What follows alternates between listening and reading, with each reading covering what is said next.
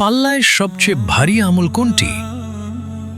কিয়ামতের দিন আপনার নেক আমলের পাল্লায় সবচেয়ে বেশি ওজন কোন কাজটি দেবে জানেন? সেটি বড় কোনো দান বা কঠিন কোনো ইবাদত নয়।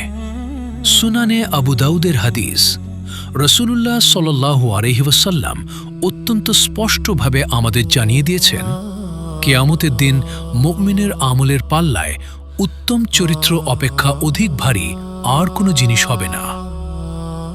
আমরা অনেক সময় তাসবিহ পাঠ বা নামাজে যত্নবান হলেও মানুষের সাথে ব্যবহারের ক্ষেত্রে উদাসীন থাকি।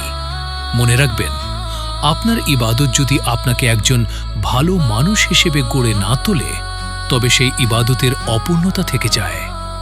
আজ থেকে কি আমরা অন্তত একজনের সাথে হাসি মুখে কথা বলতে পারি? উত্তম চরিত্রের পথে এক ধাপ এগিয়ে যান।